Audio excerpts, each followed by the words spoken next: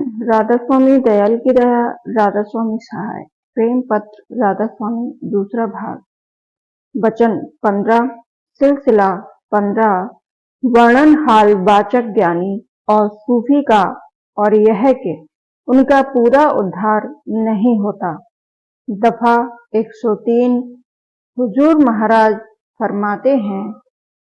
और जो लोग के इस वक्त में ज्ञानी और विद्वान और वेदांती या सूफी कहलाते हैं, वे भी कुल मालिक सत्य पुरुष राधा स्वामी दयाल से बेखबर हैं। इनको पुराने जोगेश्वर वेदांती और ज्ञानी की वाणी और वचन से ब्रह्मा पद तक का हाल मालूम हुआ, पर वह भी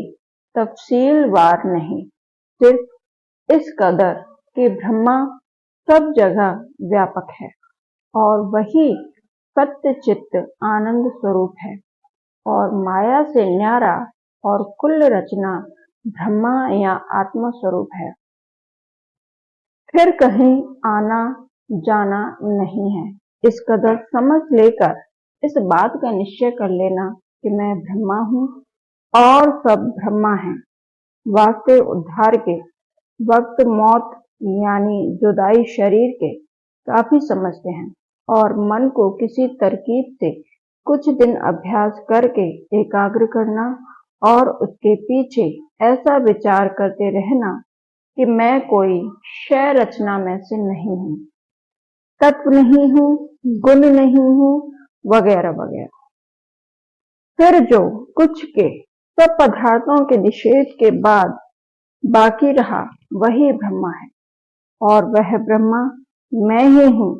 यही उनका अभ्यास है।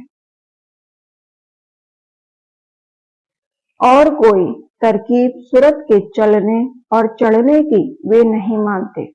और कहते हैं कि जब ब्रह्मा सब जगह मौजूद है, फिर चलना और चढ़ना क्या जरूर है। और सूरत जीव को वे ब्रह्मा से जुदा या उसकी अंश नहीं मानते, सिर्फ ब्रह्मा ही मानते हैं। दफा 104। और जोगेश्वर ज्ञानी और वेदांती जो पुराने वक्तों में गुजरे,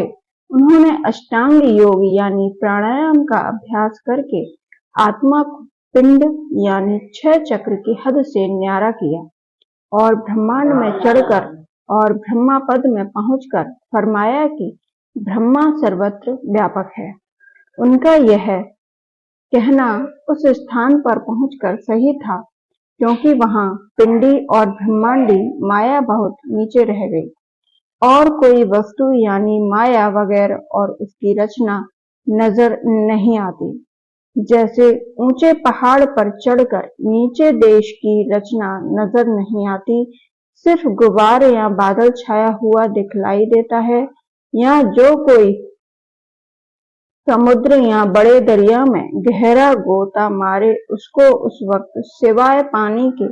दूसरी चीज नजर नहीं आती। ऐसे ही जोगेश्वर ज्ञानियों को शुद्ध ब्रह्मा पद में पहुंचने पर सिर्फ ब्रह्मा व्यापक नजर आया, और माया और उसकी रचना जो नीचे थी वहां से नजर नहीं आई, और असल में वहां पहुंचने वाले की यह हालत सच्ची होती है। दफा 105। लेकिन हाल के ज्ञानी और वेदांती और सूफियों की अजब हालत है कि इन्होंने कोई अभ्यास प्राण और आत्मा के चढ़ाने का अपने घट में नहीं किया, और न करने की ताकत और ख्वाहिश रखते हैं। सिर्फ जोगेश्वरों के सिद्धांत के वचनों को पढ़कर या सुनकर उनका निश्चय करके अपने को ब्रह्मा और ज्ञानी और विद्वान मानकर चुप हो बैठे, और जो वचन के उन्हीं जोगेश्वर ज्ञानियों ने निस्बत योग अभ्यास और उसके संयमों की कार्रवाई के लिखे हैं, उनको छोड़ दिया, यानी मेहनत और अभ्यास वास्ते सफाई और मर्दन करने यानी काबू में लाने मन और इंद्रियों के न कर सके, और उनके सिद्धांत के वचनों से ऐसा समझकर कि जब ब्रह्मा सब जगह मौजूद है, तो उससे मिलने के लिए अभ्यास करने की क्या जरूरत है, और उन वचनों की तामील कि जिसमें अभ्यास के वास्ते ताकीद है नहीं करते।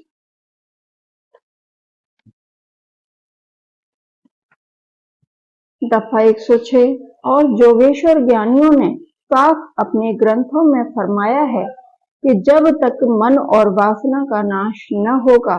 तब तक तत्व पद का ज्ञान हासिल नहीं हो सकता, और यह कि जब तक किसी में यह चार साधन पूरे पूरे न पाए जावें वह ज्ञान के ग्रंथों के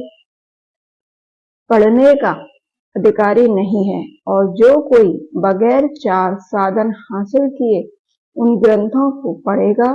तो वह पढ़ना उसके हक में जहर कातिल होगा, यानी आत्मघाती हो जाएगा। और वह चार साधन यह हैं कि पहला बैराग, दूसरा विवेक, तीसरा षट संपत्ति।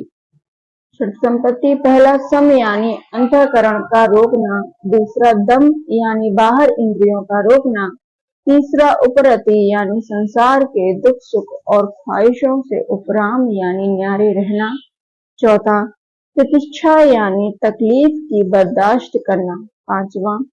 श्रद्धा यानी परमार्थ की सच्ची कदर और चाह और गुरु और महात्माओं और उनके वचनों में भाव और प्यार, छठवां समाधानता यानी होशियारी और पूरी समझ के साथ गुरु और महात्माओं के वचन को सुनना और चित्त में धर के उनके मुआफिक बर्ताव करना, और चौथा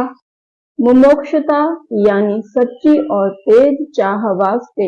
हासिल करने मुक्ति यानी अपने जीव के कल्याण। दफा 107 अब मालूम होवे कि इन चारों साधन का हासिल होना, मन और वासना का नाश होना, बगैर योग अभ्यास की मदद से किसी कदर पिंड से न्यारे होने के यानी बगैर 6 चक्र के वेदने के किसी सूरत में मुमकिन नहीं है। इसी सबब से आजकल के ज्ञानी वाचक और विद्यावान कहलाते हैं, यानी बातें तो पूरे योगेश्वरों की सी बनाते हैं और उनके मन और इंद्रियों की हालत और उनका व्यवहार और बर्ताव संसारी और अज्ञानी लोगों के मुआफिक है। जो ब्रह्मा आनंद या आत्म आनंद उनको प्राप्त हुआ होता तो उस आनंद में मगन और बेपरवाह रहते और मेलों और तमाशों में और देशों और मकानों की सैर के वास्ते देश विदेश मारे मारे न फिरते और रेल खर्च और भंडारों के लिए इससे उससे मांग कर रुपए न जोड़ते, बल्कि जो सच्ची चाह परमार्थ की और अपने जीव के कल्याण का दर्द उनके दिल में होता तो किसी पूरे गुरु या महात्मा को तलाश करके उसके सन्मुख दीनता और आधीनता के साथ रहकर कोई दिन सुरत और मन की घट में चढ़ाई का अभ्यास करते कि जिससे चारों साधन पूरे पूरे उनमें आ जाते और मन और वासना का किसी कदर नाश हो जाता, और तब ज्ञान के वचन सुनने और समझने के अधिकारी बन जाते। दफा 108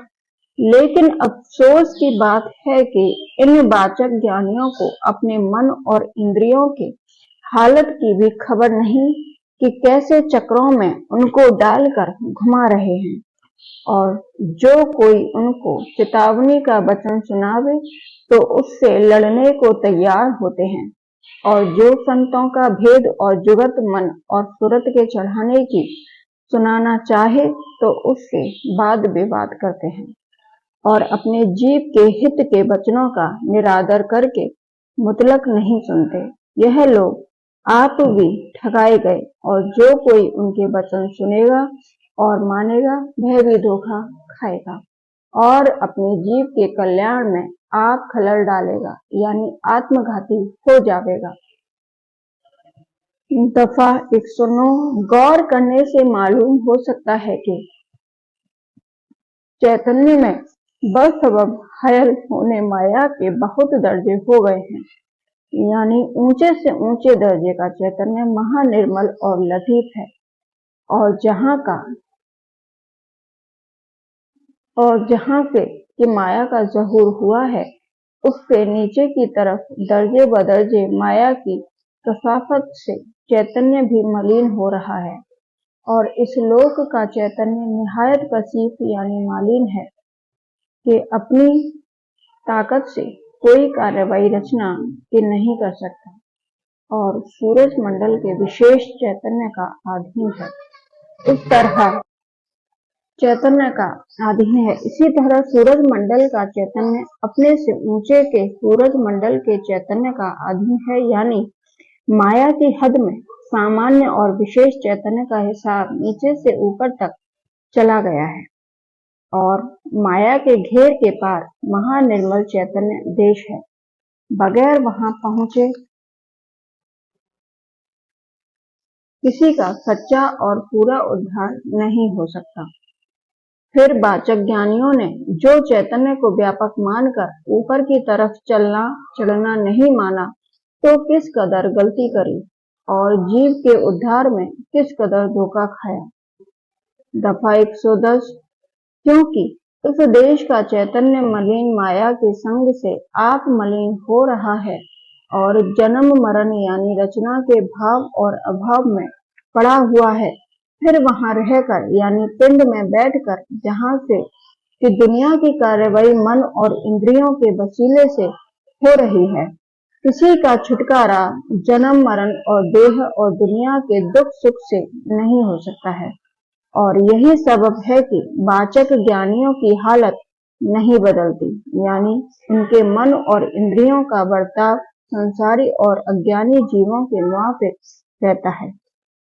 दफा 111। जोगेश्वर ज्ञानियों ने ब्रह्मा में 3 दर्जे कायम किए, यानी माया सबल ब्रह्मा जो कि माया से मिलकर रचना कर रहा है, और साक्षी ब्रह्मा जो कि उसको मदद दे रहा है, और शुद्ध ब्रह्मा जहाँ की माया निहायत सूक्ष्म और बीज रूप है और वह पद रचना की कार्यवाही से किसी कदर न्यारा है, यानी गुप्त मदद दे रहा है।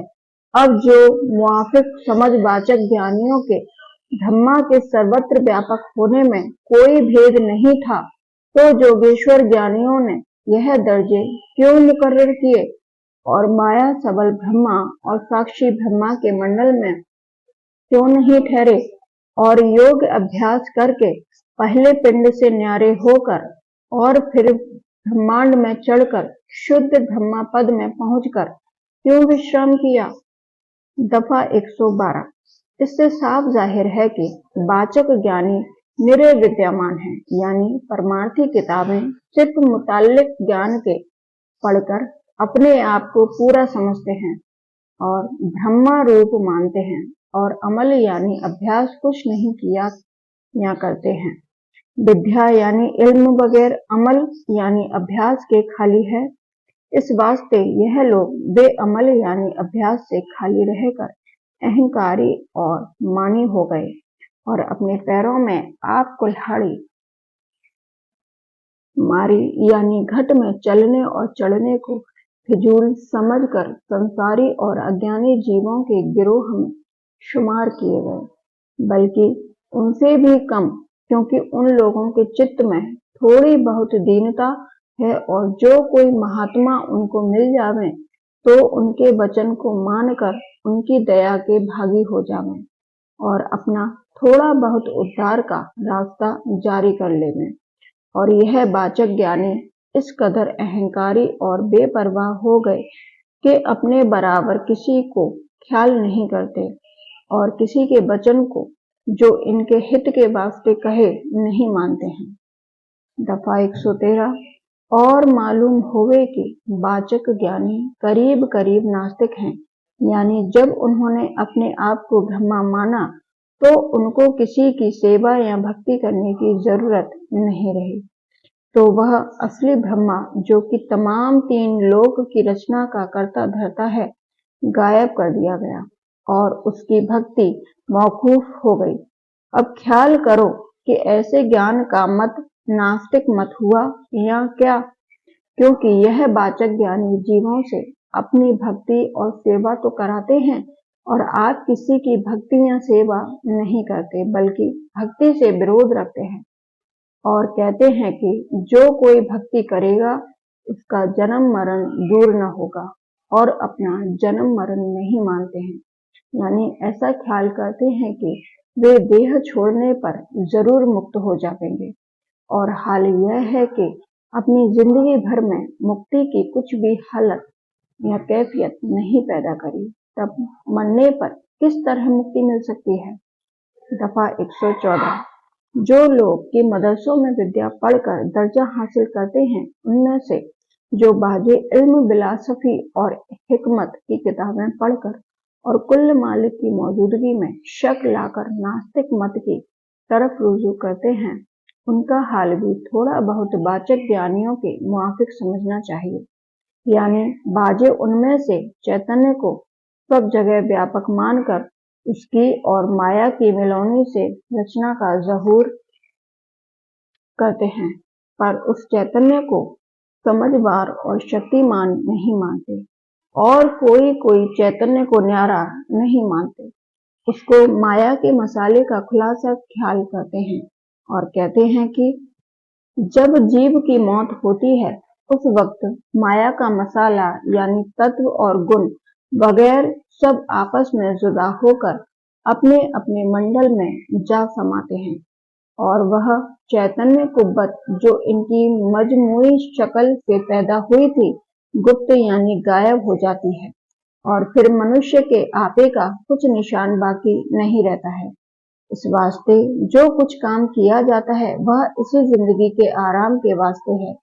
और दूसरों को भी आराम देना चाहिए। 115। यह सब मत काल पुरुष ने जीवों के भरमाने और सत्य पद से बेखबर रखने के वास्ते विद्या और बुद्धि की मदद से प्रकट कराए, और जो जीव की उस किस्म की तबीयत रखते हैं, वे उनमें शामिल होकर सच्चे मालिक से मुनकिर हो जाते हैं, और कुल मजहबों पर जो किसी को मालिक मानते हैं, तान करते हैं और कहते हैं कि उनके आचार्यों ने अपनी नामवरी और फायदे की नजर से उन मतों को मूर्ख जीवों में जारी किया, और उनको खौफ और उम्मीद दिखाकर अपने वचनों में खूब मजबूत बांधा। असल में कोई मालिक नहीं है, और बाद मौत के कर्म और उसका फल बाकी नहीं रहता है, और न कहीं स्वर्ग और नरक वगैरह है। दफा 116। इन लोगों ने सिर्फ माया के पदार्थों के भोग विलास को अपना आनंद और स्वरूप समझा है, और जीवों की अपनी ताकत के मुआफिक मदद करना उपकार समझा है। इनकी समझ पर अफसोस आता है कि कुल कार्रवाई इस रचना की अपनी आंख से देखते हैं कि वह किसी न किसी रूह की ताकत से जारी है, और वह रूह किसी न किसी किस्म की देह यानी जिस्म में बैठकर कार्रवाई करती है, और मिस्ल सूरज और चांद वगैरह बेशुमार अरसे से उनका ज़हूर और कयाम चला आता है, और वे शुमार अरसे तक जारी रहेगा। इसी तरह इस मंडल के ऊपर और मंडल मालूम होते हैं, और कानून कुदरत को निजाम हल्की और जमीनी यानी ऊंचे और नीचे देश की रचना के बंदोबस्त मुकर्रर किए हुए कायदों के मुआफिक जारी है, और बेशुमार अरसे से ऐसा ही चला आया है और जारी रहेगा। और इस दुनिया के बंदोबस्त में भी कोई न कोई अफसर और कारकुन की मार्फत कार्रवाई जारी होती है। इसी तरह घर का बंदोबस्त भी किसी घर के बड़े की मार्फत जारी होता है, और जो कि इस दुनिया की कार्रवाई ऊपर की रचना की छाया यानी अक्स और नकल समझी जाती है। इस सबब से मुमकिन नहीं है कि ऊंचे देश की रचना का बंदोबस्त और इसी तरह कुल रचना का बंदोबस्त बगैर किसी अफसर या मालिक के जारी हो गए। अलबत्ता एक के ऊपर एक अफसर या मालिक मुकर्रर है, और सबके परे और सबके ऊपर कुल मालिक का देश और तख्त है। वहां से आदि में रचना की कार्रवाई शुरू हुई, और सब बंदोबस्त और कायदे वहीं से मुकर्रर होते चले आए, और जो कि कुल रचना के हर जिस्म और चीज के बनाने में इरादा और मतलब और कुदरत और कारीगरी पाई जाती है, जो समर्थ कर्ता की मौजूदगी के गवाह हैं, फिर जो कोई रचना को आपसे या बगैर किसी कर्ता के मानते हैं, वह सरीह गलती में पड़े हुए हैं, पर अपनी मनहट से इस बात के कायल नहीं होना चाहते, तो इसका फल उनको वक्त सख्त तकलीफ के इस जिंदगी में या वक्त छोड़ने इस देह के मालूम पड़ेगा। दफा 117। बहुत से मामले तस्दीक किए हुए ऐसे हैं कि जहां एक शख्स ने पैदा होकर अपने पिछले जन्म का हाल बयां किया और जो उसके कलाम की तस्दीक उसके पिछले जन्म की सकूनत से की गई, तो सब बातें दुरुस्त निकली। फिर जो यह लोग रूह सूरत का मरते वक्त अभाव मानते हैं, निहायत गलती करते हैं। ज्यादा इस मामले को यहाँ तूल करना मुनासिब नहीं। जिस कदर लिखा गया है उसी कदर समझदार सत्संगी खोजी के वास्ते काफी है, और जो लोग वाद विवाद करें वह किसी दलील से कायल नहीं होवेंगे। उनसे बातचीत करना फिजूल है। राधा स्वामी दयाल की दया, राधा स्वामी सहाय, राधा स्वामी।